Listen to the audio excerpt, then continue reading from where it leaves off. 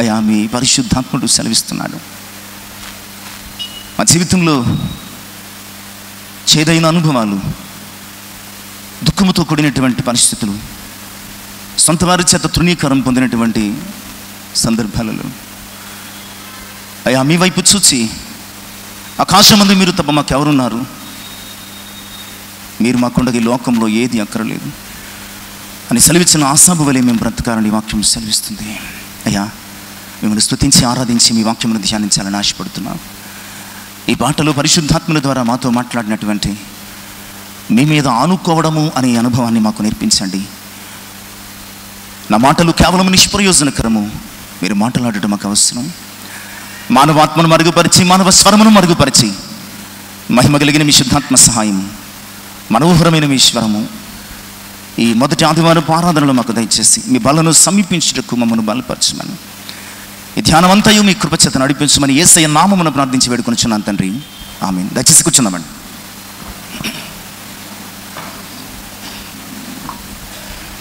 దేవునికి మహిమ కలుగును గాక. దేవుని ప్రేమించి ఆయన పరిశుద్ధ సన్నిధిని చేరువచ్చిన ప్రియ విశ్వాసులందరికీ మన ప్రభువును ప్రియరక్షకుడైన యేసుక్రీస్తు వారి పరిశుద్ధ నామములో శుభాలు తెలియజేస్తున్నాను. దేవుని మహోచితమైన కృపను బట్టి మరి విశేషంగా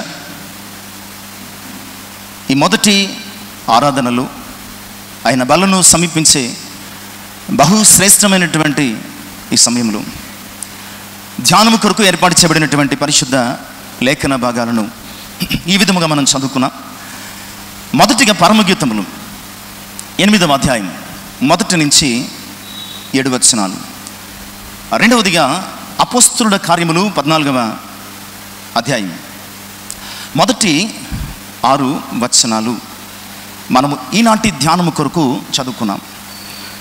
ఈ 2 భాగాలలో మనకు కనిపిస్తూ ఉన్నటువంటి ఒక ఆత్మీయ సత్యాన్ని మనము ఈరోజు ధ్యానము చేసుకునే ప్రయత్నము చేద్దాం.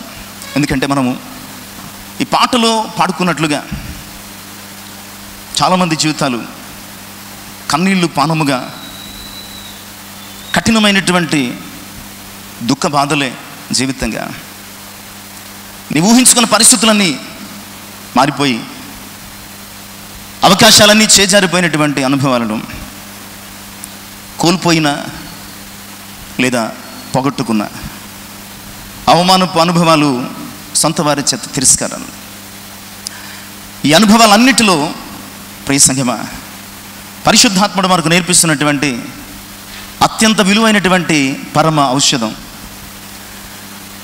దేవుని మీద ఆనుకోవడం. దేవుని మీద ఆనుకోవడం, లీనింగ్.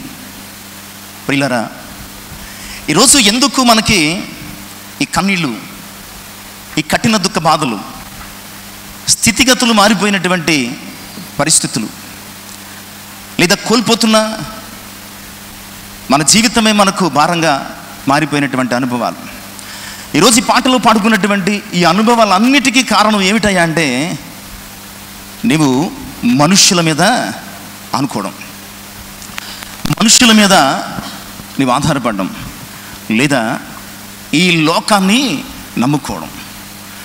అందుకే నీ జీవితంలో కన్నీళ్ళు పానంగా, కఠిన దుఃఖ బాధలు అనుభవాలుగా మారిపోతున్నాయి.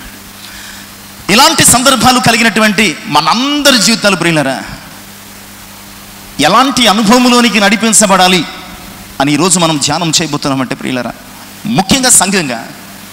ఎందుకంటే శ్రమల కాలంలో మనం ఉన్నాం, అంత్య దినములలో మనం ఉన్నాం. ఎటు చూసిన భయంకరమైనటువంటి పరిస్థితులు మనల్ని తరుముతున్నాయి, కలవరపెడుతున్నాయి, కన్నీటి పనులు చేస్తున్నాయి. ఇలాంటి అనుభవములో ముఖ్యంగా సంఘంగా ప్రియులారా, లేదా ఇండివిజువల్గా ఒక పర్సన్గా మనము చేయాల్సిన, నేర్చుకోవలసిన ఆది సంఘము కలిగినటువంటి అనుభవాన్ని ఈరోజు మనము ధ్యానము చేసుకుందాం. చదివినటువంటి మొదటి భాగం పరమగీతాలు 8వ అధ్యాయం 5వ వచనం. తన ప్రియుని మీద ఆనుకుని అరణ్య మార్గమున వచ్చినది యవతే. అలాగే అపోస్తలుల కార్యముల గ్రంథం 14వ అధ్యాయం 2-3 వచనాలు. అయితే అవిధేయులైన యూదులు అన్యజనులను పురికొల్పి వారి మనస్సులలో సహోదరుల మీద పగ పుట్టించిరి. కాబట్టి వారు ప్రభువును అనుకుని ధైర్యముగా మాట్లాడుచు అక్కడ బహుకాలము గడిపిరి. ప్రభు వారి చేత సూచక క్రియలను అద్భుతములను చేయించి తన కృపా వాక్యమునకు సాక్ష్యము ఇప్పించుచుండెను. ఈ రెండు సంఘాన్ని గురించి వ్రాయబడుతున్నటువంటి మాటలే. ఈ సాంగ్ ఆఫ్ సాలమోన్, పరమగీతముల గ్రంథము, ఇది సంఘమునకు, వధువైనటువంటి సంఘమునకు వరుడైనటువంటి క్రీస్తుకు మధ్య జరుగుతున్నటువంటి ఒక ఆధ్యాత్మికమైనటువంటి పరలోక సంబంధమైనటువంటి ప్రేమ కావ్యముగా మనం జ్ఞాపకం చేసుకోవాలి. ఇందులో ఆ అనుభవాలు చాలా స్పష్టంగా మనకి కనపడుతున్నాయి. కానీ ఈరోజు మనము ధ్యానము చేసుకోబోతున్నటువంటి ఈ అంశము మాట మాత్రం 5వ వచనం 8వ అధ్యాయం. తన ప్రియుని మీద అనుకుని అరణ్య మార్గమున వచ్చినది. ఇక్కడ ప్రియుడు అన్నటువంటి మాట మన కొరకు తన ప్రాణం ఇచ్చినటువంటి మన ప్రియుడైన యేసు క్రీస్తుకు సంబంధించి ఉపయోగిస్తున్నటువంటి మాట. ఆ వచ్చునది ఎవతే అంట ఈ మాటకు ఆమె, ఆ మాటకు అర్థం ఏంటంటే ఆయన రాక కొరకు ఎదురు చూస్తున్నటువంటి, తను తాను సిద్ధపరుచుకుంటూ ఈ లోకములో శ్రమ పరచబడుతున్నటువంటి వధువు సంఘానికి, అంటే మనకి సాదృశ్యంగా ఉన్నది. ఇక అరణ్యము లేదా అరణ్య మార్గము, ఇది దేనికి సాదృశ్యం అంటే సంఘము ఈ లోకములో జీవిస్తున్నటువంటి జీవితానికి సాదృశ్యం. ఈ లోక జీవన అరణ్యములో సంఘము తన గమ్యమును, వాగ్దాన భూమిని చేరాలంటే ప్రియులారా, ఒకే ఒక్క ఆధారం ఏమిటంటే తన ప్రియుని మీద అనుకోవడం. తన ప్రియుని మీద అనగా వరుడైనటువంటి యేసు క్రీస్తు ప్రభు మీద ఆనుకోవడం. ఇంగ్లీష్ బైబిల్లో మనం చూస్తే కనుక లీనింగ్ అపాన్ హెర్ బిలౌడ్, తన ప్రియుని మీద. ఈ లీన్ అన్న మాటకు అర్థం ఏంటంటే వాలడము. ఇక్కడ తెలుగు బైబిల్లో ఆనుకోవడము అనే మాట ఆ భాషను బట్టి అవసరం, కానీ నిజానికి వాలడము ఎప్పుడు వాళ్తాం అంటే డబ్బులు జోబులు లేనప్పుడు పక్కోడి మీద వాడడం కదా నేను చెప్పేది. మన బలహీనతను బట్టి, మన నిస్సహాయతను బట్టి, మనం నడవలేనప్పుడు, మనము అడుగు వేయలేనప్పుడు, మనము ముందుకు సాగలేనప్పుడు, లేదా మనము గమ్యాన్ని చేరుకునే పరిస్థితులు మన జీవితంలో లేనప్పుడు ఎవరిదైనా ఒక సపోర్ట్ కావాలి. ఆ సపోర్ట్ ఎలా ఉండాలి అంటే మనము గమ్యము చేరే వరకు విడువకుండగా, ఎడబాయకుండగా మన మొత్తము భారాన్ని మోసేదిగా ఉండాలి. అలాంటి వారి లోకంలో ఎవరైనా ఉన్నారా? ఆనుకొనదగిన, మన బలహీనతను బట్టి మన బరువును పక్కోళ్ళ మీద వేయగలిగిన వ్యక్తి ఎవరైనా ఈ లోకంలో మనకున్నారా? అలాంటి కంపానియన్షిప్ ఏదైనా మనకి లోకంలో ఉందా అంటే ఈ లోకంలో ఎవ్వరు కూడా నమ్ముకోదగినటువంటి వ్యక్తులు కాదు. భార్య అయినా, భర్త అయినా, తల్లిదండ్రులైనా, అన్నదమ్ములైనా, మరెవరైనా సరే ప్రియులారా. అందుకని ఇక్కడ ఈ జ్ఞాని అయిన సొలొమోను ప్రభువుకు, సంఘానికి ఉన్నటువంటి ఈ అనుభవాన్ని వర్ణిస్తూ, వివరిస్తూ ఈ లోకములో ఆయన రక్తము చేత కడగబడినటువంటి సంఘం ఆ పరలోకపు వాగ్దాన భూమిని లేదా గమ్యాన్ని చేరుకోవాలంటే ఈ లోక అరణ్య మార్గములో ఆ వరుడైనటువంటి ప్రభు అయినటువంటి క్రీస్తు మీద ఆనుకుంటూ మాత్రమే వెళ్ళాలి. ఇశ్రాయేలీయుల ప్రయాణం, అరణ్య ప్రయాణం 40 సంవత్సరాలు. ఆ 40 సంవత్సరాల చరిత్ర అంతా కూడా మీరు ఆలోచించండి. వారు దేవుని మీద ఆనుకోలేని సమయాలలో వారి ఎదుట చాలా ఇబ్బందులు ఎదురయ్యాయి. కొన్ని సందర్భాలలో తమ విశ్వాసాన్ని పోగొట్టుకున్నారు, మరికొన్ని సందర్భాలలో తమ యొక్క జీవితాలనే పోగొట్టుకున్నారు. అదే ఆనుకున్న సందర్భాలు చూడండి. ఆనుకున్న సందర్భాలలో ఎర్ర సముద్రము పాయలైంది, మారా మధురమైపోయింది, ఆకాశము నుండి మన్న కురిసింది, బండ నుంచి నీళ్ళు వచ్చాయి, యొర్దాను ఆరిన నేలగా మారిపోయింది, ఎరికో గోడలు కూలిపోయాయి. ఈరోజు వధువు సంఘంగా వరుడైనటువంటి క్రీస్తు కొరకు సిద్ధపడుతున్నటువంటి నీవు నేను, నీ పక్క వారి మీదో, నీ ఎదుటి వారి మీదో, నీ సొంత వారి మీదో, నీ బంధువుల మీదో, నీ భార్య మీదో, నీ భర్త మీదో, నీ బిడ్డల మీదో, నీ అన్నదమ్ముల మీదో నువ్వు ఆధారపడితే ఖచ్చితంగా ఏదో ఒక పాయింట్లో నీ జీవితము కన్నీటి పాలైపోతుంది, కఠినమైనటువంటి దుఃఖముల పాలైపోతుంది. నీవు అన్నీ పోగొట్టుకొని నీ బతికే నీకు బరువుగా మారిపోయే పరిస్థితులు వస్తాయి. అది నీవు దేవుని మీద ఆధారపడితే, అది నీవు దేవుని మీద నమ్ముకుంటే, మన కొరకు తన ప్రాణం ఇచ్చి మనలను తన పరలోక రాజ్య వారసులుగా మలిచి తిరిగి తానుండు స్థలములో మనము ఉండులాగున వరుడైనటువంటి క్రీస్తుగా మేఘారూరుడై రానైనటువంటి ప్రభు మీద అనుకుంటే కనుక ఆయన నిన్ను సిగ్గుపరచనియడు, నిన్ను కలవరపరచనియడు, నిన్ను తిరిగి ఆయన తన కృపలోనికి నడిపిస్తాడు. ప్రియులారా, కనుక నీ దుఃఖ సమయంలో, నీ కష్ట సమయంలో, నీ వ్యాధి బాధలలో, ఈ లోకమును విడిచినప్పుడు, నీవు కన్నీటిమయమైన అనుభవాలలోనికి దిగసారిపోయినప్పుడు, ఈరోజు దేవుని వాక్యము నీతో సెలవిస్తున్నటువంటి చాలా అమూల్యమైనటువంటి అంశం ఏంటంటే, నీవు నీ ప్రియుడైన క్రీస్తు మీద ఆనుకోవడం మొదలుపెట్టు. నీ నిస్సహాయత, నీ నిస్పృహ, నిస్త్రాణాలు ఆయన మీద ఒరుగు వాలు. ఆయన నీకు కొండంత బలంగా ఉంటాడు. ఆయన నీకు గొప్ప సపోర్ట్గా ఉంటాడు. ఆయన నిన్ను అదే స్థితిలో చివరి వరకు తీసుకుని వెళ్ళి నిన్ను బలపరుస్తాడు. ఎలా అంటే, ఆ బాటసారి కొర ప్రాణాలతో కొట్టుకున్నప్పుడు తీసుకుని వెళ్ళి ఆ పూటకూలవాని ఇంటిలో పెట్టి పరామర్శ చేసినట్లుగా ఆయన నిన్ను నన్ను కూడా చేస్తాడన్న సంగతిని స్పష్టంగా జ్ఞాపకం చేస్తున్నాను. ఈరోజు ఆనుకోవడం, ఆ రెండు విషయాలు ఇందులో ఉన్నాయి. ఈరోజు మొదటి విషయాన్ని మాత్రమే ధ్యానం చేయబోతున్నాం. ఒకటి, దేవుని మీద ఆనుకోవడం. రెండు, కొన్ని సందర్భాలలో తోటి విశ్వాసుల మీద మనం అనుకోవాలి. ఆ అనుకోవడం గురించి, దాని వివరాలు దేవుని చిత్తమైతే కమింగ్ వీక్లో మనం ఆలోచన చేద్దాం. ఇప్పుడు మొదటి విషయం ఏంటంటే, దేవుని మీద అనుకోవడం.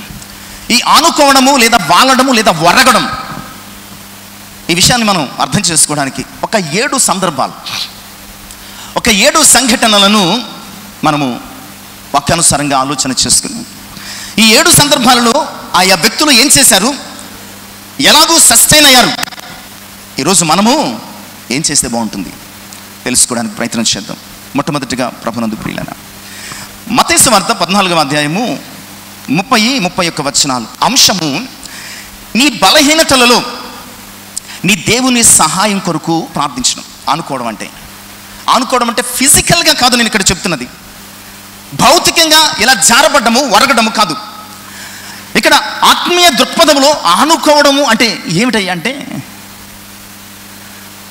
నీ యొక్క నిస్సహాయత కావచ్చు, నీ బలహీనత కావచ్చు, నీవు కూలిపోతున్నటువంటి అనుభవాలు కావచ్చు, ఆ అనుభవాలలో ఆనుకోవడం అంటే నీ దేవుని సహాయం కొరకు నీవు ప్రార్థించడం అనమాట అండి. ఈ మత్తయి సువార్త 14వ అధ్యాయంలో అలాంటి ఒక సందర్భము కనబడుతుంది. పేతురు ప్రభు మధ్య జరుగుతున్న ఈ సందర్భం చదవండి. గాలిని చూచి భయపడి మునిగిపోసాగి, ప్రభువా చాలండి, చాలు. ఇది అనుకోవడం. నిజమే, మనం చాలా గొప్ప భక్తులం కావచ్చు, ప్రార్థనాపరులం కావచ్చు, దైవజనులు కావచ్చు, ఇంకా ఏదో కావచ్చు, కానీ మనము కూడా ఏదో ఒక దానిని చూచి కూలిపోయే ప్రమాదాలు ఉన్నాయి. ఏదో ఒక అనుభవంలో మనము విశ్వాసము అల్పమైపోయి కృంగిపోతున్నటువంటి పరిస్థితులు ఖచ్చితంగా వస్తాయి. మనమేమి గొప్పోళ్ళం కాదు. పేతురు సాక్షాత్తు ప్రభు ముఖమును చూస్తున్నాడు, ప్రభు సహవాసంలో కొనసాగుతున్నాడు, ప్రభువును తాకాడు, ప్రభుతో భోంచేశాడు, ప్రభుతో నిద్రపోయాడు, ప్రభుతో ప్రయాణము చేస్తున్నటువంటి ఓ అద్భుతమైనటువంటి ప్రభు సహవాసం కలిగిన వ్యక్తి. ఇలాంటి వ్యక్తి అలలను చూచి భయపడడం ఏంటి? భయపడతాం. ఎందుకంటే అపవాది యొక్క వంతు మనల్ని భయపెట్టడం, ప్రభు యొక్క పాత్ర మనల్ని బలపరచడం. ఈ మధ్య మనం చాలాసార్లు మన బలహీనతలను బట్టో, నిస్సహాయతను బట్టో, మన చుట్టూ ఉన్నటువంటి పరిస్థితులను బట్టో కలవరపడి కృంగిపోయి అల్ప విశ్వాసముతో ఆ సమస్యలలోనికి కూరుకుని పోతూ ఉంటాం. పేతురు కూడా ఇలాగే చేశాడు. అలలను చూచి భయపడిపోయి మునిగిపోసాగాను. ఇక్కడ పేతురు మునిగిపోతున్నాడు, కానీ అతడు మునిగిపోకుండా ఉండడానికి ప్రధానమైన అంశం ఏంటో తెలుసా? మునిగిపోతూనే ప్రభువు మీద ఆనుకున్నాడు. ప్రభు మీద ఆనుకున్నాడు అంటే ప్రార్థన చేశాడు. ఎందుకు ప్రభు మీద ఆనుకున్నాడు? ఈ మాట నేను ఎందుకు మీతో మాట్లాడుతున్నానంటే, ఎందుకు ప్రభు మీద ఆనుకున్నాడు అంటే, ఇక్కడ ఉన్నటువంటి పరిస్థితులు ఎలాంటివంటే, అక్కడ అలలలో పేతురు ఆ సముద్రములో మునిగిపోవడం చాలా విచిత్రంగా కనబడుతుంది. ఎందుకంటే పేతురు వృత్తి ఏ వృత్తి అండి? చేపలు పట్టేవాడు. నిత్యము నిరంతరము సముద్రముల వేటకు వెళ్ళేవాడు, రాత్రనక పగలనక. పేతురు తన జీవితంలో ఎన్నో తుఫానులను చూచాడు, ఎన్నో సముద్రపు సుడులను చూచాడు, ఎన్నోసార్లు అలలు తన ధోని మీద ఎగసి పడడం కూడా చూచాడు. అవేమి పేతురు జీవితంలో కొత్త కాదు. పైగా పేతురు బాగా ఈదగలిగినోడు. మునిగిపోతాడా ఎవడైనా? పోనీ అనుకోకుండా ఆదమరిచి మునిగిపోతున్నాడు అనుకోండి, పేతురు ఏం చేయాలి? వెంటనే ఈదే ప్రయత్నం చెయ్యాలి. ఎందుకంటే పేతురుకి ఈతొచ్చు, నాలంటోడికి ఈత రాకపోవచ్చు. పేతురుకి ఈతొచ్చు కనుక అతడు వెంటనే ఈత కొట్టి పడవ దగ్గరికి వెళ్ళిపోవాలి. ఓకే, టెన్షన్లో ఉన్నాడంటే అది ఎలా కుదురుతుంది? ప్రక్కనే తాను దిగి వచ్చిన ధోని కూడా ఉన్నది. ఆ ధోనిలో తన సహచరులు ఉన్నారు. సహచరులు సామాన్యులు కాదు. వారు కూడా చాలా ఏళ్ళుగా ఆ చేపల వేటకి వెళుతున్నారు. సముద్రము బాగా పరిచయం. వారు కూడా ఎన్నో తుఫానులను ఎదుర్కొన్నారు. వారు కూడా అంటారు కదా గజీతగాళ్ళు అన్నమాట అండి. అంద్రయ్య అను, బర్తలోమయ్యను మరొక మరొక మరొక పేరు పెట్టి వారిని పిలవచ్చు. తన సామర్థ్యం మీద తను ఆధారపడలేదు. తన సహచరులు పడవలో ఉన్నారు, శిష్యులందరూ ఉన్నారు, వారి సామర్థ్యం మీద కూడా ఆధారపడలేదు. మరి ఏం చేశాడు? ప్రభు వైపు చూచాడు. నిజమే, అరణ్య మార్గమున వచ్చున్నది ఎవతే ఎవరి మీద ఆనుకొని?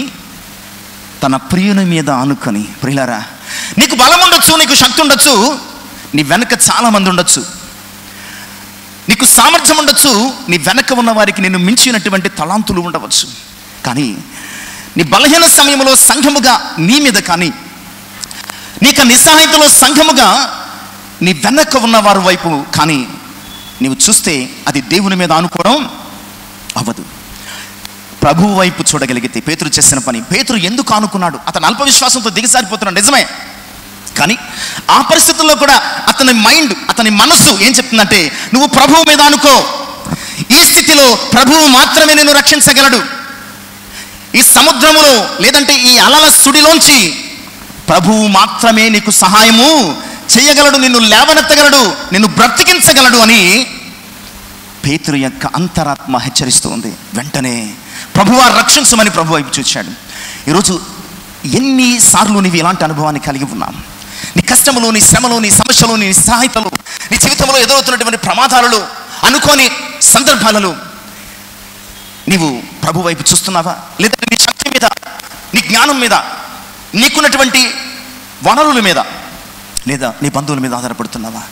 ఎందుకు ఈ లోక సముద్రములో మునిగిపోయి ఇంకా పైకి రావటం లేదంటే, ఎందులో మునిగిపోతున్నావో దాని మీద నీవు ఆధారపడే ప్రయత్నం చేస్తున్నావు.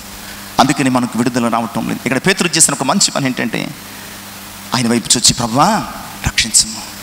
వెంటనే అక్కడే ఉన్నటువంటి ఆయన పేతురు చేయి పట్టుకుని పైకి లేపాడు.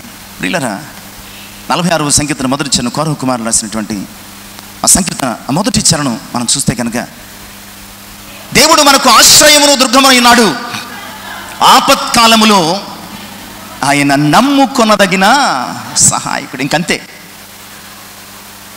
ఇక ఎలాంటి ఇతర విషయాలు ఇందులో కనిపించడం లేదు. దేవుడు ఆశ్రయము దుర్గం అంతే. ఆపత్కాలములో ఆయన నమ్ముకొనదగిన సహాయకుడు. నీవు ఏదైనా అనుకోవాలనుకుంటే కనుక, నువ్వేదైనా ఆధారపడాలి అని అనుకుంటే కనుక, నీ జీవితంలో సంక్లిష్టతలు ఏర్పడినప్పుడు, సమస్యలు ఎదురైనప్పుడు, అవి అలల వలె నీ ఆత్మీయ జీవితాన్ని ఈ లోక సముద్రములో ముంచేయడానికి ప్రయత్నిస్తున్నప్పుడు నువ్వు చేయాల్సిన ఒకే ఒక పని దేవుని మీద ఆనుకోవడం. అంటే పేతురు వలె నీవున్న స్థితిలోంచి నీవు దేవుని సహాయం కొరకు ప్రార్థించు. జ్ఞానైన సొలొమోను ఇంకొక చక్కని మాట మాట్లాడుతూ ఉంటాడు. సామెతల గ్రంథం 3వ అధ్యాయం 5-6 వచనాలు మనం చూసినట్లయితే, సామెతల గ్రంథము 3వ అధ్యాయము 5-6 వచనాలు. నీ స్వబుద్ధిని ఆధారం చేసుకొనక నీ పూర్ణ హృదయంతో యెహోవా యందు నమ్మకించుము. నీ ప్రవర్తన అంతట యందు ఆయన అధికారమును ఒప్పుకొనుము. అప్పుడు ఆయన నీ త్రోవలు, అందులో అలలు ఉండొచ్చు, తుఫానులు ఉండొచ్చు, ఇంకా ఏదైనా కావచ్చు, నీ స్వబుద్ధిని ఆధారం చేసుకుని, పేతురు తన స్వబుద్ధిని ఆధారం చేసుకుని ఈత కొట్టలేదు, లేదా తన వెనక ఉన్నటువంటి బలాన్ని నమ్ముకుని వారిని అర్థించలేదు. తన నిస్సహాయతలో దేవుని మీద ఆనుకున్నాడు, ప్రభు మీద ఆనుకున్నాడు. వెంటనే సహాయం కలిగింది. ప్రియులారా, ఈరోజు సంఘముగా మనం ఆనుకోవడం అంటే నీ ప్రతి పరిస్థితులలో, నీ నిస్సహాయతలలో నీ దేవుని వైపు తిరిగి ఆయన సహాయం కొరకు ప్రార్థించాలి. ఇక రెండవ విషయాన్ని కూడా మనం చూద్దామండి. ఆనుకోవడం అంటే నమ్ముకోవడం. ఆనుకోవడం అంటే నమ్ముకోవడం. లూకాసు వార్త 8వ అధ్యాయం 49-50 వచనాలు. లూకాసు వార్త 8వ అధ్యాయం 49-50 వచనాలు. ఆయన ఇంకనూ మాట్లాడుచుండగా సమాజ మందిరపు అధికారి ఇంట నుండి ఒకడు వచ్చి, నీ కుమార్తె చనిపోయినది, బాధకుని శ్రమ పెట్టవద్దని అతనితో చెప్పాను. యేసు మాటని భయపడవద్దు, నమ్మిక మాత్రం ఉంచుము, ఆమె స్వస్థపరచబడునని. హోప్లెస్నెస్. ఇక్కడ ఏమైనా హోప్ ఉందా? ఏమైనా అవకాశం ఉందా? యాయిరు అనే వ్యక్తి ప్రభు దగ్గరకు వచ్చాడు, నా కుమార్తె చావు సిద్ధమైనది, నువ్వు వచ్చి బాగు చేయమన్నాడు. ఈ లోపల రక్తస్రావం గల స్త్రీ వచ్చి వస్త్రపు చెంగు ముట్టడం, అక్కడ కాస్త లేట్ అయింది. బయలుదేరే సమయంలో కాసేపటికి యాయిరు ఇంటి నుంచి తన సేవకులు వచ్చి, అయ్యా బాధకుండా నీవు శ్రమ పెట్టవద్దు, నీ కుమార్తె చనిపోయింది. హోప్లెస్. ఇక అవకాశం లేదు. దారులు మూసుకుపోయాయి, ప్రాణం పోయింది. ఏం చేసినా ఆమె దక్కే పరిస్థితి లేదు. చాలాసార్లు ప్రియులారా మన జీవితంలో కూడా ఇక దారులు మూసుకుపోయాయి, అవకాశము లేదు, అంతా అయిపోయింది. ఒక రకంగా శ్మశాన నిశ్శబ్దం అంటారు కదా, శ్మశాన నిశ్శబ్దం, ఏమీ లేదు, నథింగ్. అలాంటి అనుభవం. ఆ మాట విన్నప్పుడు యాయిరు చాలా కుంగిపోయి ఉంటాడు, చాలా దిగులు పడి ఉంటాడు. అతని ఆలోచనలో వెంటనే వచ్చింది, బంధువులు కబురు పెట్టాలి, ఎక్కడ సమాధి చేయాలి, ఎలా చేయాలి, ఈ విషయాన్ని కుటుంబం ఎలా తట్టుకుంటే, ఇలా రకరకాల పరి ఆలోచనలు యాయిరు మనస్సులో మెదులు ఉంటాయి. ఎందుకంటే ఇక్కడ ప్రభుత్వం అవసరం లేదు, ఇంకా ఆ వ్యక్తులు చెప్పినట్లు సమాధి చేయడానికి సిద్ధపడడం తప్ప. అలాంటి అనుభవంలో ప్రభుకు మాట అన్నాడు యాయిరును చూచి, యాయిరు భయపడకు, నమ్మిక మాత్రం ఉంచము, నీ కుమార్తె స్వస్థపరచబడు. యాయిరు ఏం చేయాలి? తన దాసుల మాట విని సమాధి చేయడానికి ఏర్పాట్లు చేసుకోవాలా? ప్రభు మాట విని ఆమె కుమార్తె దగ్గరికి ఆయన తీసుకెళ్ళాలా? ప్రియులారా, ఆనుకోవడం అంటే నమ్ముకోవడం. దాసులు చెప్పిన మాట అక్షరాల నిజం, నమ్మదగినదంతే. అందులో మరణం అనేది నిజం, అంతే కదండి. బాగకపోవడం అంటే దాని తీవ్రతలో చేంజెస్ ఉంటాయి, కానీ చావులో చేంజెస్ ఉండవు కదా. చచ్చిపోయాడంటే దట్ మీన్స్ చచ్చిపోయాడంతే. చచ్చిపోయాడంటే చచ్చిపోయాడు, ఇంక అందులో ఎలాంటి మీమాంస లేదు, ఎలాంటి డౌట్ అనేది లేదు. అలాంటి పరిస్థితి ఇక్కడ. అలాంటి పరిస్థితుల్లో ప్రభునందు ప్రియులారా, యాయిరుతో ప్రభు అన్నటువంటి మాట, భయపడొద్దు, నమ్మిక మాత్రం వచ్చి నీ కుమార్తె స్వస్థపరచబడు. ఇక్కడ యాయిరు ప్రభువు మీద ఆనుకున్నాడు అని చెప్పడానికి యాయిరు ప్రభువును కూడా ఇంటికి తీసుకుని వెళ్ళాడు. ముగిసిపోయిన తన కుమార్తె కథ, ముగిసిపోయినటువంటి అతని ఆశ, అంతా అయిపోయినటువంటి అతని జీవిత అనుభవంలో ప్రభు మీద ఆనుకున్నాడు. ఆనుకోవడం అంటే నీకేదో ఉన్నప్పుడు ప్రభు నమ్ముకోవడం కాదు. నీకేదో ఉన్నప్పుడు కనీసం ఒక 10%, 20%, 30%, 40% నీకు హోప్ ఉన్నప్పుడు కాదు. హోప్లెస్నెస్, అసలు ఏమీ లేనప్పుడు ప్రియులారా, కంప్లీట్ క్లోజ్ అయిపోయినప్పుడు, ముగిసిపోయినప్పుడు యాయిరు వలె ప్రభువును నమ్ముకోవడం ఆనుకోవడం అంటే. ప్రభువును నమ్ముకోవడం ఆనుకోవడం. యాయిరు దాసులు చెప్పిన మాట మీద ఆనుకోలేదు, ప్రభువు చెప్పిన మాట మీద ఆనుకున్నాడు. అందుకనే తన కుమార్తెను బ్రతికించుకున్నాడు. ఈరోజు నీ జీవితంలో చాలామంది చెప్తున్నారు, ఇది అసాధ్యము, నీ జీవితంలో ఇంకా జరగదు, అయిపోయింది, క్లోజ్ అయిపోయింది, నీ చాప్టర్ క్లోజ్. హోప్ అనేది లేదని చాలామంది నీ జీవితంలో నీ చుట్టూ ఉన్న వారు చెప్తున్నారు, యాయిరు దాసుల వలె. కానీ ప్రభు ఈరోజు నీతో చెప్తున్నాడు, నమ్మిక మాత్రం ఉంచుము, నీ పరిస్థితి బాగు చేయబడుతుంది. నమ్మిక మాత్రం ఉంచుము, నీ బ్రతుకు బాగు చేయబడుతుంది. నమ్మిక మాత్రం ఉంచుము, నీ సమస్యలు తొలగించబడతాయి. చరిత్రలో చాలాసార్లు చూస్తూ ఉంటాం, ఆర్థికంగా పతనమైపోయి వీరి జీవితం క్లోజ్ అయిపోయింది అన్నటువంటి పరిస్థితుల్లో ప్రియులారా, తిరిగి వారు మరలా పుంజుకున్నటువంటి అనుభవాలు, తిరిగి వారు మరలా పైకి లేవనెత్తబడినటువంటి పరిస్థితులు. నిజమే, హోప్లెస్నెస్లో దేవుని మీద హోప్ పెట్టుకోవడమే, ఆశ పెట్టుకోవడమే, అంటే నమ్ముకోవడమే, అనుకోవడం. ఈరోజు నీ జీవితంలో ఇది జరగదు, హోప్ లేదు అనుకుంటున్నావేమో. ఏదైనా జరిగించడానికి సమర్థుడైనటువంటి వాడు నీ దేవుడు. నీ దేవుని మీద యాయిరు వలె అనుకో, ముగిసిపోయిన, క్లోజ్ అయిపోయినటువంటి నీ పరిస్థితులు తిరిగి చివురెత్తుతాయి, మొలకెత్తుతాయి, తిరిగి నీవు మేలు పొందుకుంటాం. అందుకనే యోహాను సువార్త 11వ అధ్యాయం 40వ వచనంలో, యోహాను సువార్త 11వ అధ్యాయం 40వ వచనం, నీవు నమ్మిన ఎడల ఆ దేవుని మహిమను చూతు. నీవు నమ్మితే దేవుని మహిమను చూతువని ఆయన ఆమెతో చెప్పాను. కనుక 2 విషయాలు చూసాం. ఆనుకోవడం అంటే పేతురు వలె నీ నిస్సహాయతలో, బలహీనతలో నీకు బలం ఉన్నప్పటికీ, నీకు బలగం ఉన్నప్పటికీ ప్రభు వైపు చూడడం. ఆనుకోవడం అంటే యాయురు జీవితాన్ని బట్టి నీ చుట్టూ ఉన్నవారు ఇక హోప్ లేదు అని అంటున్నా, నీ దేవుని మీద నీవు హోప్ పెట్టుకోవడం, ఆయనను నమ్ముకోవడం, ఆనుకోవడం. ఇలా చేస్తే ఖచ్చితంగా నీ లైఫ్లో అద్భుతమైన చేంజెస్ నీ ప్రభు ద్వారా చూస్తాం. ఇక 3వ విషయం ప్రియులారా, ఆనుకోవడం అంటే కనిపెట్టడం లేదా ఎదురు చూడడం. రోమపత్రిక 4వ అధ్యాయం 18 నుంచి 22 వచనాలు. రోమపత్రిక 4వ అధ్యాయం 18 నుంచి 22 వచనాలు.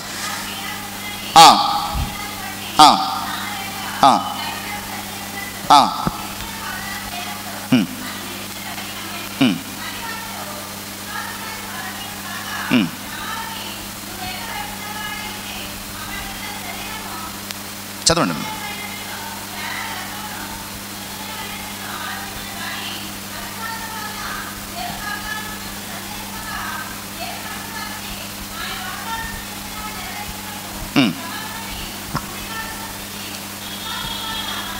చాలండి. ఆనుకోవడం అంటే ఎదురు చూడడం. ఇది అబ్రహాము జీవితం ద్వారా పరిశుద్ధాత్ముడు మనతో మాట్లాడుతున్నాడు. ఎదురు చూడడం. ఇక అబ్రహాము జీవితంలో పరిస్థితి ఎలా ఉందంటే ఇంపాసిబుల్. ఎందుకంటే 75 ఏళ్ళప్పుడు, బహుశా అక్కడ ఉన్నటువంటి లెక్కలను బట్టి శారాకు 65 ఏళ్ళు. 75-65 ఏళ్లలో అసలు వాగ్దానం చేసినప్పటికే అబ్రహాము శారా జీవితంలో పిల్లలు పుట్టడం అసాధ్యం, ప్రస్తుత పరిస్థితులను బట్టి. అంతే కదండి. 75 ఏళ్ళు 65 ఏళ్ళప్పుడు 100కో 1,00,000 ఏమో, అది కూడా ఏదైనా ప్రస్తుత పరిస్థితులను బట్టి ఏదైనా ఒకవేళ అడ్వాన్స్డ్ మెడిసిన్ వాడితే, వాగ్దానం చేసినప్పుడే హైలీ ఇంపాసిబుల్. కానీ దేవుడు వాగ్దానం చేశాడని అబ్రహాము వాగ్దానాన్ని పట్టుకుని మోస్తూ ఉన్నాడు. తన జీవితంలో ఒక్కొక్క సంవత్సరం గడిచిపోతుంది. ఒక్కొక్కటిగా తన జీవితంలో శక్తి, సత్తువ, ఇక అన్నీ పోతున్నాయి. బట్ ప్రియులరా, మనం చదివినటువంటి భాగంలో నస్తున్నటువంటి మాట ఏమిటంటే, నిరీక్షణకు ఆధారం లేనప్పుడు, నమ్మకానికి అసలు ఆస్కారమే లేనప్పుడు, అబ్రహాము శరీరమును బట్టి, శారా శరీరమును బట్టి అసలు అవకాశమే లేనప్పుడు, ఇంపాసిబుల్ అని డాక్టర్స్ చెప్పినప్పుడు అబ్రహాము నాడు చూసావు. దేవుడు వాగ్దానం చేసినవాడు నమ్మదగిన వాడని. ఆ వాగ్దానమును పొందుకునే వరకు కూడా అబ్రహాం ఏం చేశాడండి? 100 ఏళ్లప్పుడు కూడా ఎదురు చూశాడు. 100 ఏళ్లప్పుడు కూడా ఎదురు చూచాడు. ఎంత గొప్ప దేవుని పైన ఆనుకునే విషయం అండి. ఇక్కడ అబ్రహాము తన శక్తి మీద ఆనుకోలేదు, తన సత్వం మీద ఆనుకోలేదు, లేదంటే శారీరక సంబంధంగా తన పరిస్థితుల మీద ఎంత మాత్రం కూడా ఆనుకోలేదు. కేవలము వాగ్దానము చేసిన వాడు, నమ్మదగిన వాడు అన్నటువంటి అంశము మీద మాత్రమే అనుకున్నాడు. కనుకనే అబ్రహాము జీవితంలో 100 ఏళ్ళప్పుడు, శారా జీవితంలో 90 ఏళ్ళప్పుడు దేవుడు వారికి ఏం చేశాడండి? చక్కటి బహుమానము, వాగ్దాన బహుమానము, లేదా ఇస్సాకును బహుమానంగా దయచేశాడు. నిజమే ప్రియులారా, నీ లైఫ్లో ఎప్పటి వరకు నీవు అనుకున్నది జరగడానికి, నీవు ఆశిస్తున్నది కలగడానికి చాలా ఏళ్లే గడిచిపోయినాయి. ఇక ఇంపాసిబుల్ అని ఈ లోకం చెప్పేసింది, డాక్టర్స్ చెప్పేశారు, నీవు కూడా డిసైడ్ అయిపోయావు. అలాంటప్పుడు కూడా దేవుడు నీకు ఇచ్చాడే వాగ్దానం, ఆ వాగ్దానము కొరకు ఎదురు చూడడమే దేవుని మీద అనుకోండి. ఇక్కడ అబ్రహాం అదే చేశాడు. తన శక్తి మీద, తన బలం మీద, తన చుట్టూ ఉన్నటువంటి పరిస్థితుల మీద, తాను కలిగి ఉన్నటువంటి మరి దేని మీద అనుకోలేదు, కానీ కేవలము తన వాగ్దానమును నెరవేర్చగలిగిన దేవుని మీద ఆనుకున్నాడు. ఎదురు చూచాడండి.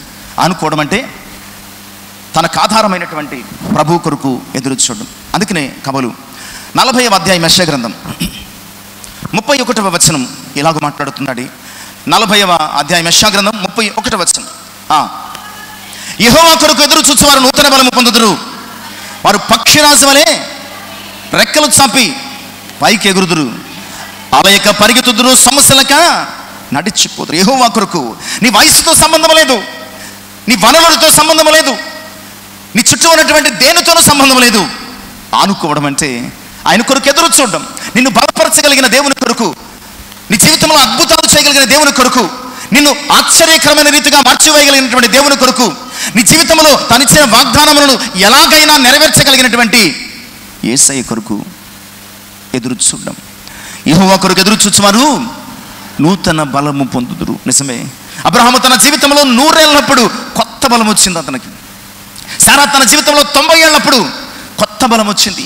కళ్ళు ఆనని సమయములో, అడుగులు పడని సమయములో, ఆధారం ఉంటేనే కానీ నడవలేనటువంటి పరిస్థితుల్లో ప్రియులారా, యెహోవా కొరకు ఎదురు చూచిన లేదా ఆయన మీద ఆనుకున్నటువంటి అబ్రహాముకు శారాకు కూడా నూతన బలం వచ్చింది.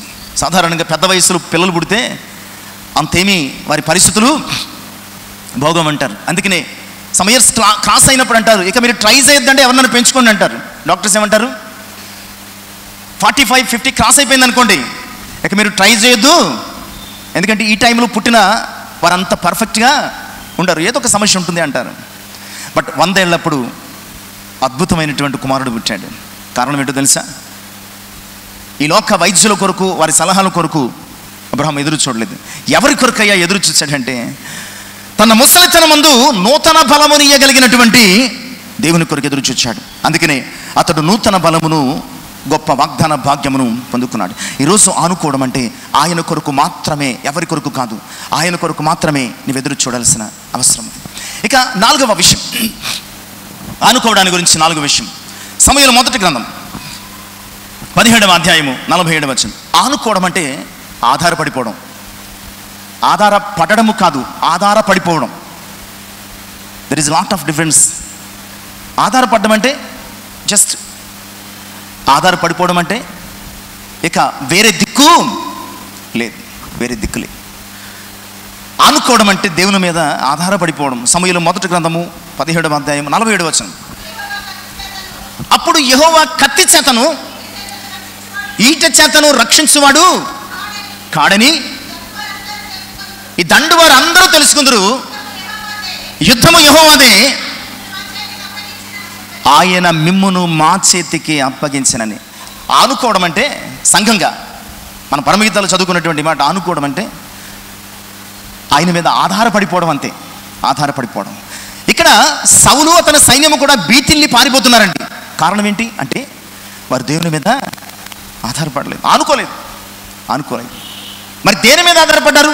వారి శక్తి మీద, వారి బలం మీద, వారి ఆయుధాల మీద, ఇంకా వారి దగ్గర ఉన్నటువంటి పరిస్థితుల మీద ఆధారపడ్డారు.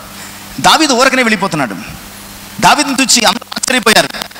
దావీదును చూసి గొల్యాతు కూడా తృణీకరించాడు. కుక్కననుకున్నావు, కర్రట్టు కోస్తున్నావు, ఏంటి యుద్ధానికి వచ్చినప్పుడు ఏం పట్టి రావాలి? యుద్ధానికి వెళ్ళేవాడు ఏం చేయాలండి? అప్పుడైతే కత్తులు, ఇప్పుడైతే వెపన్స్, అడ్వాన్స్డ్ వెపన్స్ పట్టుకెళ్ళాలి. అప్పుడైతే యుద్ధానికి వెళ్ళేవాడు కత్తులు, బళ్ళాలు పట్టుకెళ్ళాలి. ఇప్పుడైతే ఆధునికమైనటువంటి వెపన్స్ ఉన్నాయి, బాంబ్స్ ఉన్నాయి, అవి పట్టుకెళ్ళాలి. దావీదు ఏం పట్టుకెళ్తున్నాడు? ఈ చేతిలో ఒక కర్ర, ఈ చేతిలో ఒడిసెలే, ఆ పక్కన ఉన్న సంచిలో 5 రాళ్ళు. ఇవి ఆత్మీయ దృక్పథంలో అనేక సత్యాలను సూచిస్తున్నాయి. అతను చూసి గొలియాతు ఆశ్చర్యపోతున్నాడు, పిచ్చోడా వీరుడా వీడు. నిజమే, దేవుని మీద ఆనుకున్న సంఘాన్ని చూసి ఏమనుకుంటారో తెలుసా? పిచ్చోళ్ళు అనుకుంటారు. దేవుని మీద ఆనుకున్నటువంటి విశ్వాసాన్ని చూసి లోకం ఏమనుకుంటుంది? పిచ్చోడా వీరుడా అనుకుంటుంది. కానీ అద్భుతాలు జరిగిన తర్వాత అందరూ ఆయన వైపు చూసి ఆశ్చర్యపోతారు. ఇక్కడ దావీదును చూసి సౌలు అనుకున్నాడు, అతని సైన్యం అనుకున్నాడు, గొల్యాతు అనుకున్నాడు, అతని పరివారం అనుకున్నాడు, వీడి పిచ్చోడా. ప్రియులారా, ఆనుకోవడం అంటే నీ చేతిలో కత్తున్నప్పుడు, నీ చేతిలో ఆయుధం ఉన్నప్పుడు ఆనుకోవడం కాదు. దావీదుకు శిరస్త్రాణము లేదా ఇంకా యుద్ధ వస్త్రాలు, కత్తి, ఈట అన్నీ ఉన్నాయి, అన్నీ ఇచ్చాడు. ఆనుకోవడం అంటే అన్నీ పక్కన పెట్టి నీ కత్తి మీద కానీ నీ యొక్క బాణము మీద కానీ నీకున్న మరి దేని మీద నీవు ఆనుకోకుండా అవన్నీ ఉన్నప్పటికీ పక్కన పెట్టి నీ దేవుని మీద ఆనుకోవడం. ఈరోజు మనం ఏం చేస్తున్నాం తెలుసా? ఏమీ లేనప్పుడు ఏదో అయ్యో ఇంక అన్నీ అయిపోయినాయి కదా అని ప్రయత్నం చేస్తామేమో. ఏదైనా మన చేతిలో ఉందనుకోండి, అస్సలు ఇంకా మనల్ని ఎవడు పట్టుకోలేడు. కాస్తో కూస్తో మనకు ఉందనుకోండి, బలము కానీ, డబ్బు కానీ, జ్ఞానం కానీ, లేదంటే పవర్ కానీ ఏదైనా ఉందనుకోండి, ఇంకా అసలు పట్టించుకోండి. ఇక్కడ దావీదుకు రాజు నుంచి అన్నీ సప్లై అయ్యే అవకాశం ఉంది. కత్తి పట్టుకోవచ్చు, విల్లు పట్టుకోవచ్చు, బాణం పట్టుకోవచ్చు, మరువుడు పట్టుకోవచ్చు. బట్ ఇక్కడ ఆ దావీదు అంటున్నటువంటి ఒక అద్భుతమైనటువంటి మాట 47 వచనం మళ్ళీ చదువుకుందామండి. కత్తి చేత కానీ వింటి చేత కానీ ఆయన రక్షించేవాడు కాదటండి. ఆనుకోవడం అంటే అక్కడ అంటున్నటువంటి మాట యుద్ధము ఆధారపడిపోవడం అంతే. యుద్ధం నుంచి అవసరం లేదు, నీ దేవుని మీద ఆధారపడి ఆయన చేస్తాడు. యుద్ధము యెహోవాదే, ఇది ఆధారపడడం. యుద్ధము యెహోవాదే, ఇది ఆధారపడడం. మనం ఏం చేస్తున్నామంటే అన్నీ మనమే అనుకుంటున్నాం. దేవునికి ఎలాంటి ఆస్కారము, సమయము, స్థలం ఇవ్వటం లేదు. ఇక్కడ దావీదు అన్నీ ఉన్నాయి. ఏదైనా సౌలు సప్లై చేయగలడు. అన్నీ ఉన్నప్పటికీ ఏది వద్దు నాకు వాడుక లేదని వాటన్నిటిని పక్కన పెట్టాడు. దావీదుకి ఏం వాడుక?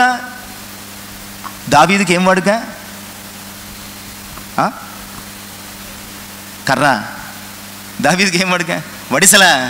దావీదుకి ఏం వాడుక? రాయా. దావీదు వాడుక ఏంటో తెలుసా? దేవుడే దావీదు వాడుక. ఇది ఆనుకోవడం అంటే ఇది. దావీదు వాడుక ఏంటండి? దావీదు వాడుక దేవుని మీద ఆధారపడడం. మన వాడుక కర్రవచ్చు, మన వాడుక వడిసలవచ్చు, మన వాడుక 5 నున్నని గులకరాళ్ళవచ్చు, మన వాడుక నీ ఉద్యోగము కావచ్చు, నీ వాడుక నీ డబ్బు, నీ జ్ఞానము, నీ బలము, నీ మంది, నీ మార్బలము కావచ్చు.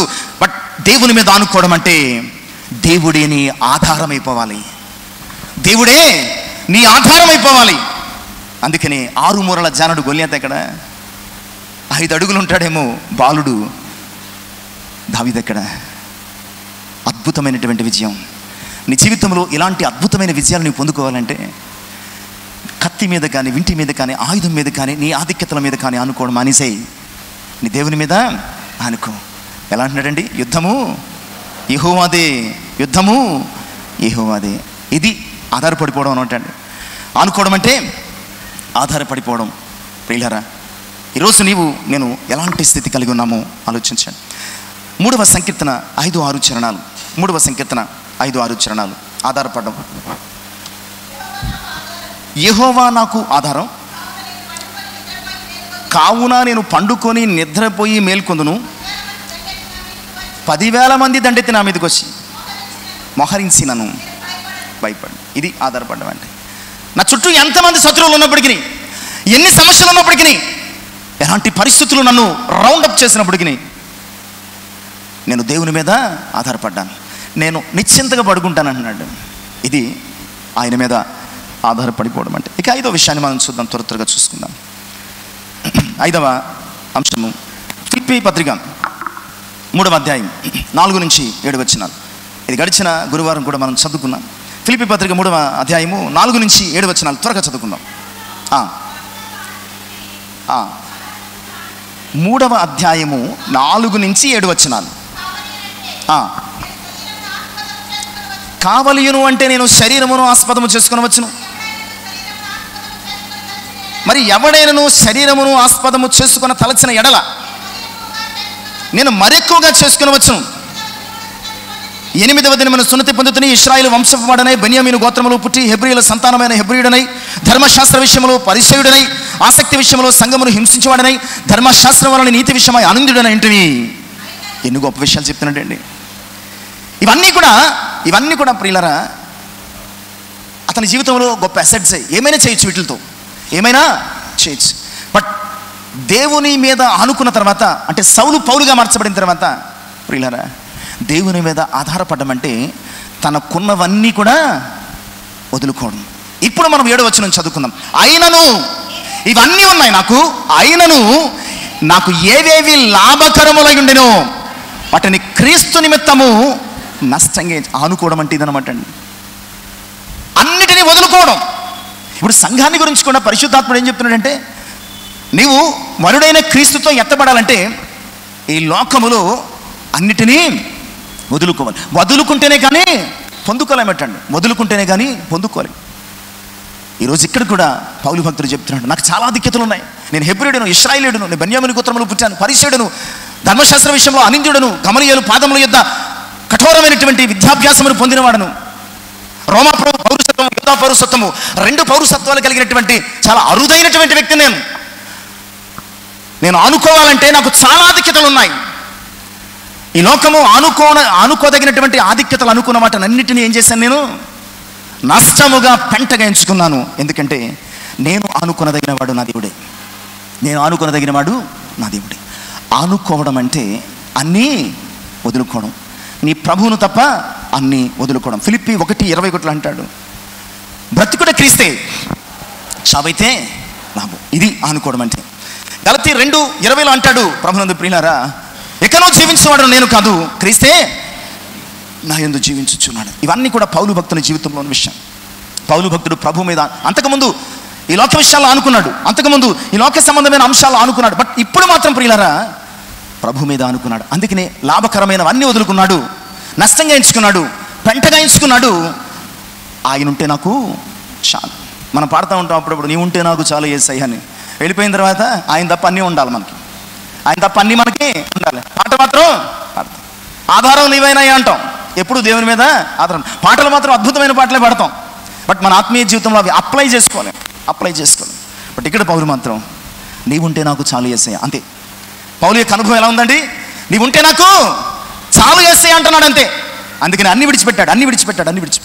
ఈరోజు ఆనుకోవడం అంటే సంఘముగా నీవేం చేయాలంటే ప్రియులారా, ఈ లోక సంబంధమైనవన్నీ కూడా విడిచిపెట్టి వరుడైనటువంటి క్రీస్తు మీద నీవు ఆధారపడిపోవడం, ఆనుకోవడం. అందుకనే 73వ సంకీర్తనలో ఆసాపు రాసినటువంటి కీర్తనలో 25వ చరణం ఈ పౌలు యొక్క ఉద్దేశాన్ని ఆసాపు ద్వారా రివీల్ చేస్తున్నాడు. చదువుకుందాం. ఆకాశమందు నీవు తప్ప నాకు ఎవరున్నారు, నీవు నాకుండగా ఈ లోకములు ఏది కూడా. ఇది ఆనుకోవడం అంటే. పౌలు అనుభవం ఎలా ఉందంటే, ఆకాశమందు నీవు తప్ప నాకు ఎవరున్నారు, నీవు నాకుండగా ఈ లోకములో ఏది కూడా అక్కర్లేదు. నిజమే ప్రియులారా, ఆనుకోవడం అంటే అన్నీ కావాలనుకోవడం కాదు, అన్నీ ఇవ్వగలిగినటువంటి నీ ప్రభు మీద అనుకోవడం. ఆయన కొరకు లోకంలో నీ కొనవన్నీ కూడా పెంటగా నష్టముగా ఎంచుకున్నప్పుడు మాత్రమే మనము ఆయన మీద ఆనుకున్నట్టు అన్న సంగతిని కూడా జ్ఞాపకం చేస్తున్నాం. ఇక 6వ విషయాన్ని సమయాన్ని బట్టి త్వరగా మనం నడిపించబడుతున్నాం. 6వ విషయాన్ని చూద్దాం. హబక్కూకు 3వ అధ్యాయము 17-19 వచనాలు. ఆనుకోవడం అంటే దేవుని యందు ఆనందించడం. ఈ లోకంలో మన ఆనందానికి కారణం ఏంటి చెప్పండి? ఈరోజు మనం హ్యాపీగా ఉన్నామనుకోండి, దానికి రీజన్ ఏంటి? ఈరోజు 7th కదా, జూలై, జీతాలు అందేసినాయి అందరికీ, అదొక ఆనందం. ఆనందంగా ఉండడం అంటే దేన్ని బట్టి ఆనందంగా ఉంటాం మనం? ఈ లోక సంబంధమైనటువంటి రాబడి, ప్రాఫిట్ని బట్టి, లేదా బంధువులను బట్టి, స్నేహితులను బట్టి, ఇంకా ఏదైనా నీ పరిస్థితులను బట్టి ప్రియులారా, నీ ఆనందానికి ఆధారం ఏంటి? ఈ లోకములో ఉన్నది ఏదైనా సరే. చుట్టాలు వచ్చారు ఆనందం, ఫ్రెండ్స్ వచ్చారు ఆనందం, బయటికి వెళ్ళాలి ఆనందం, క్యాంప్ వెళ్ళాలి ఆనందం, సెలవు దొరికింది ఆనందం, అనుకోకుండా డబ్బు వచ్చింది ఆనందం. ఇవే కదా మన ఆనందాలు ప్రియులారా. ఆనుకోవడం అంటే హబక్కూకు చెప్తున్నాడు, అంజూరపు చెట్లు పూయకుండెనను, ద్రాక్ష చెట్లు ఫలింపకపోయినను, ఒలివ చెట్లు కాపు లేకుండెనను, చేనులోని పైరు పంటకు రాకపోయినను, గొర్రెలు దొడ్డలు లేకపోయినా, సాలలో పశువులు లేకపోయినా, ప్రియులారా నేను యెహోవా యందు ఏదో ఉందని ఆనందించడం కాదు ఆనుకోవడం అంటే. నువ్వు నిజంగా దేవుని మీద ఆనుకున్నావా లేదా అంటే దాని అర్థం నువ్వేమీ లేనప్పుడు యేసయ్యను బట్టి ఆనందించాలి. నువ్వేమీ లేనప్పుడు, నీకు అన్నీ ఉన్నప్పుడు ఆనందించడంలో గొప్పే ఉంది. ఆరోగ్యం ఉన్నప్పుడు, ఆయుష్ ఉన్నప్పుడు, ఐశ్వర్యం ఉన్నప్పుడు, బంధువులు ఉన్నప్పుడు, స్నేహితులు ఉన్నప్పుడు నువ్వు ఆనందించడం గొప్పే ఉంది. ఇవన్నీ నీకు దూరం అయిపోయినప్పుడు యెహోవా ఇచ్చెను, యెహోవా తీసుకొనెను, ఆయన నామమునకే స్తుతి కలుగును గాక. ఆయన నామమునకే. చివరి చరణంలో పాడుకున్నావు ఏంటది? ఆకాశమందు నీవు తప్ప ఎవరున్నారు, నీవు నాకుండా ఈ లోకంలో ఏది కూడా అక్కర్లేదు. రెండో చరణంలో పాడుకున్నావు, యెహోవా ఇచ్చెను, యెహోవా తీసుకున్నాను, ఆయన నామమునకే ఆనుకోవడం అంటే ఇదనమాట అండి. నీకేదో ఉందని ఆనందించడం కాదు, నీకున్న దేనినో చూసి ఆనందించడం కాదు, నీ బలమును, నీ బంధువులను, నీ ఐశ్వర్యమును, నీ ఆయుష్ను, నీ అందాన్ని చూసుకుని ఆనందించడం కాదు, నా దేవుణ్ణి చూసి ఆనందించడం, నా దేవుడు ఉన్నాడన్నటువంటి భరోసాతో ఆనందించడం, నా దేవుడు నా కొరకు ఏదైనా చేయగలనటువంటి నమ్మకంతో కూడిన ఆనందం. ఈ భక్తుని యొక్క ఆనందానికి కారణం ఇదే. అతని ఆనందానికి అంచురూపు చెట్లు కాదు, ద్రాక్ష చెట్లు కాదు, ఒలివ చెట్లు కాదు, పైరు పంట కాదు, గొర్రెలు పశువులు కాదు. అతని ఆనందానికి అవన్నీ ఇవ్వగలిగిన, లేకున్నా పోషించగలిగిన దేవుడే కారణం. ఈరోజు నీవు ఈ లోకములో దేనిని బట్టి ఆనందిస్తున్నావో అది నీకు దూరం అయిపోయినప్పుడు నీకు దుఃఖం కలుగుతుంది, చచ్చిపోవాలన్నంత బాధ కలుగుతుంది. అదే దేవుని బట్టి నీవు ఆనందించగలిగితే ఏదున్నా లేకున్నా నువ్వు హ్యాపీగా ఉంటావు. ఇప్పుడు ఫిలిప్పీ 4:4 ఎల్లప్పుడూ ఆనందించండి. మరల చెప్తున్నాను, ఆనందించండి. ఊరికే ఉన్నాయన్నో లేవనో మరొక దానిని బట్టి కాదు, పరిస్థితులను బట్టి ఆనందించకు, ప్రభువుని బట్టి ఆనందించు. పరిస్థితులను బట్టి నీవు ఆనందిస్తే నెక్స్ట్ మినిట్ నువ్వు దుఃఖపడతావు. ప్రభువుని బట్టి ఆనందిస్తే ఎప్పుడూ ఆనందంగా ఉంటాం.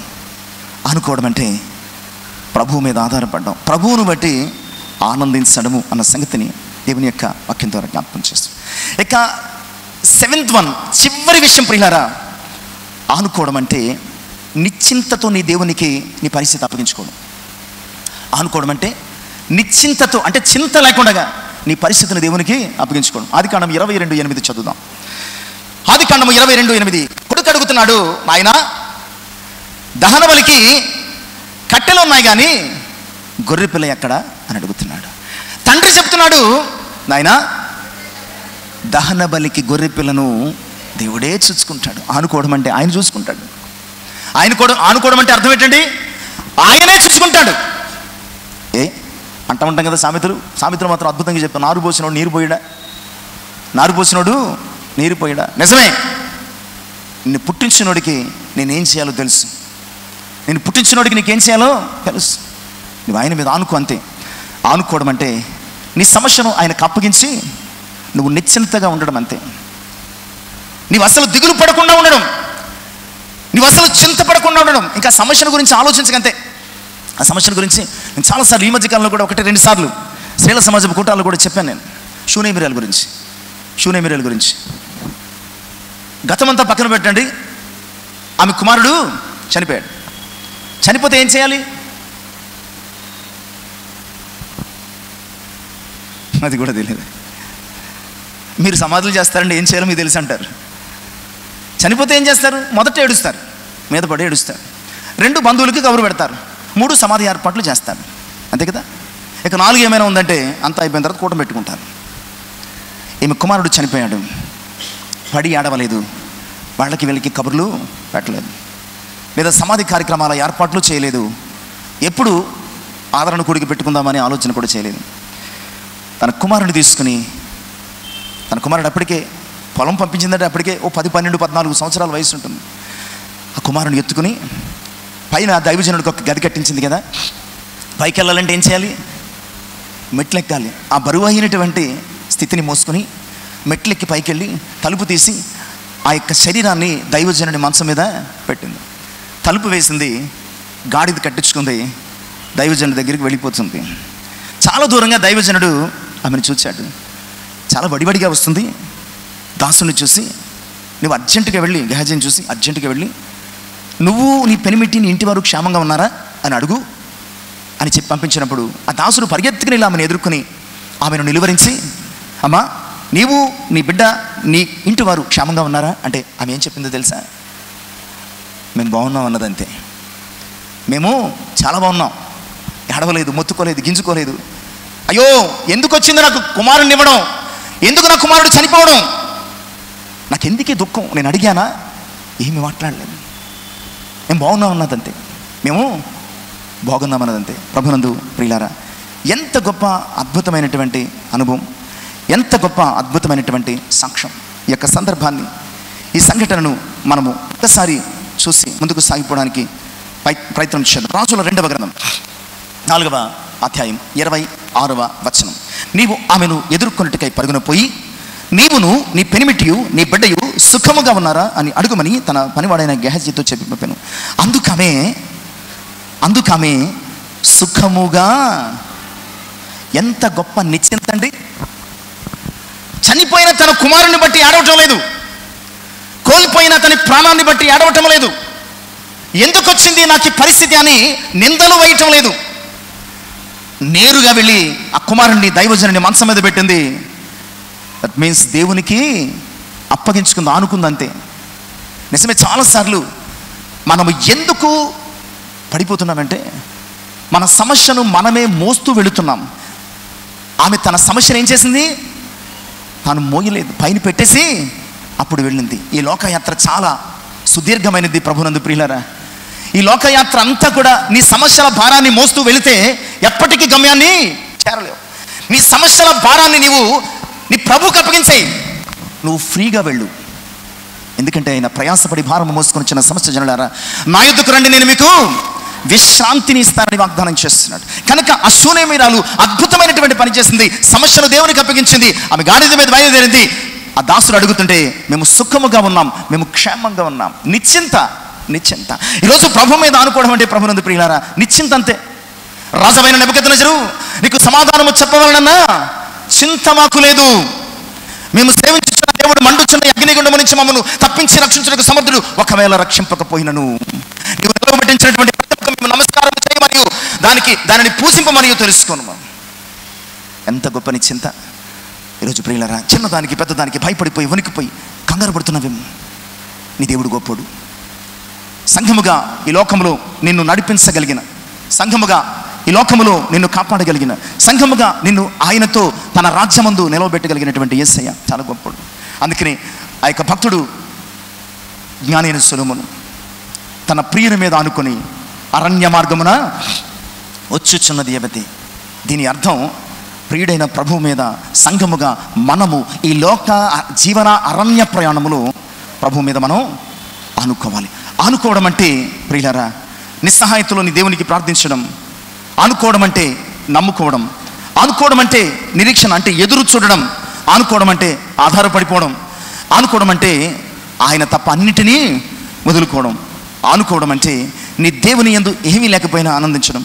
ఆనుకోవడం అంటే ప్రియులారా నీ పరిస్థితులను నీ దేవునికి అప్పగించుకొని నీవు నిశ్చింతగా ఉండడం. ఇలాంటి అనుభవాన్ని నీవు కలిగి ఉండగలిగితే ఈ లోక జీవనారణ్యములో నీ ప్రయాణం చాలా అద్భుతంగా ఉంటుంది.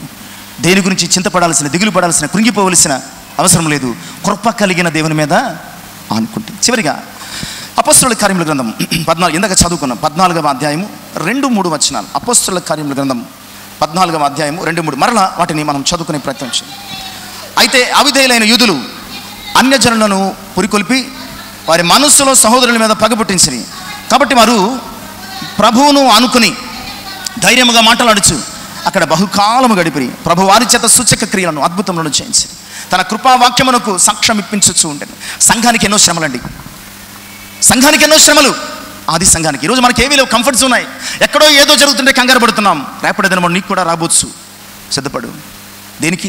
ఆనుకోవడానికి సిద్ధపడు. దేవుని మీద ఆనుకోవడానికి సిద్ధం. ఆది సంఘానికి అన్ని వైపుల నుంచి భయంకరమైనటువంటి శ్రమలు, ఇబ్బందులు, తొందరలు, మరణము తరుముతున్నటువంటి అనుభవాలు. ఎటు చూసినా భయాలు, ఎటు చూసినా కలవరాలు, ఎటు చూసినా వార్నింగ్స్. ఒక ప్రక్కన శిష్యులను చంపేస్తున్నారు, ఇంకో ప్రక్కన చెరసాలలో వేస్తున్నారు, ఇంకో ప్రక్క సాక్ష్యం ఇవ్వడానికి, వాక్యం చెప్పడానికి, స్వార్థ ప్రకటించడానికి అవకాశం లేనటువంటి పరిస్థితులు అన్నీ మూసుకుపోయినాయి. మరి ఏం చేశారో తెలుసా? వారు ప్రభు మీద ఆనుకున్నారు కనుక దేవుడు వారి చేత సూచక క్రియలను, అద్భుత కార్యములను జరిగించాడు. ఈరోజు ప్రభు మీద ఆనుకుంటే కనుక ఆయన నీ చేత ఈ లోకానికి సూచక క్రియలు చేయిస్తాడు. నీ వలన ఈ లోకానికి అద్భుతాలు చూపిస్తాడు. ఏమీ జరగడం లేదండి, ఏ సూచక క్రియ, ఏ అద్భుతము, అసలు ఏమీ జరగడం లేదండి. నువ్వు ఎప్పుడు అనుకున్నావు కనుక ఆయన మీద, నువ్వెప్పుడు అనుకున్నావు? వారు ఆనుకున్నారు కనుక వారి చేత సూచక క్రియలు, వారి చేత అద్భుతాలు జరిగించాడు. కానీ మనమేమి అనుకున్నాం? ఎప్పుడు అనుకున్నాం ఆయన మీద? ఎప్పుడు అనుకోలేదే. ఆనుకున్నామని అనుకుంటూ ఈ లోకం మీద ఆనుకుని వెళ్ళిపోతున్నాం. ప్రియులారా, ఆది సంఘం ఆయన మీద ఆనుకుంది కనుక అద్భుతాలు చేశారు, ఆశ్చర్యకార్యాలు చేశారు, సూచక క్రియలు చేశారు. ఈరోజు వధువు సంఘంగా మనము కూడా ఆయన మీద ఆనుకోగలిగితే, ఆయన మీద ఆధారపడగలిగితే, ఇప్పుడు కూడా ఆయన మన చేత అద్భుతాలు చేయిస్తాడు. ఇప్పుడు కూడా ఆయన మన చేత ఆశ్చర్య కార్యాలు చేయిస్తాడు. ఇప్పుడు కూడా భూలోకమును తలకిందులు చేయవారు వచ్చుచున్నారని మనల్ని చూచి ఈ లోకము విభ్రాంతి నొందేలాగా గొప్ప కృపలు చూపిస్తాడు. ఇవన్నీ జరగాలంటే సంఘం ఏం చేయాలండి? మనం ఏం చేయాలి? దేవుని మీద ఆనుకోవాలి. ఎవరికి ఆనుకోవడం ఇష్టం లేనట్టుంది, మౌనంగా ఉన్నారు. ఎవరికి ఆనుకోవడం ఇష్టం లేదు. ఆనుకుంటే ధన్యులము, ఆనుకోకపోతే అన్యులము. ఆనుకున్న ఆది సంఘం అద్భుతాలు చేసింది. ఆనుకోని వ్యక్తులు వారు ఆశ్చర్యంగా నశించిపోయారు. కనుక ప్రభు మీద ఆనుకుందాం, సంఘముగా ఆయన రాక కొరకు ఎదురు చూద్దాం. అటు కృప పరిశుద్ధాత్మ జీవితంలో దయచేయను గాక. తల నుంచి ప్రార్థన చేసుకుంది. పరిశుద్ధ వందనాలు, నిజమే నాతో మాతో మాట్లాడారు. తన ప్రియుని మీద ఆనుకొని అరణ్య మార్గమున వచ్చుచున్నది ఏవైతే ఆది సంఘము తమ కష్ట సమయంలో ప్రభు మీ మీద ఆనుకొని అద్భుతాలు సూచక క్రియలు చేసింది. ఈరోజు మేము కూడా మీ సన్నిధిలో ఉన్నాం, వధువు సంఘంగా మీరు రాక కొరకు. ఇంకా మా శక్తి మీద, మా జ్ఞానం మీద, మా డబ్బు మీద, మా ఐశ్వర్యం మీద, లేదా చుట్టూ ఉన్నటువంటి వ్యక్తుల మీద, సమాజం మీద మేము ఆనుకుంటున్నామేమో. అయ్యా, మీ వాక్యం సెలవిస్తుంది, దేవుని మీద ఆనుకుంటే, దేవుని మీద ఆనుకుంటే అద్భుతాలు జరుగుతాయి, నువ్వు అద్భుతాలు చేయగలుగుతాం. విన్న వాక్యం మా హృదయంలో ఫలింపచేసి అయ్యా మీ మీద మాత్రమే ఆనుకునే వ్యక్తులుగా మమ్మల్ని మానుచమని, సమస్త మహిమ ఘనత ప్రభావం మీరు పొందమని యేసయ్య నామమున ప్రార్థించి వేడుకొనుచున్నాను తండ్రి. ఆమేన్. దేవునికి మహిమ.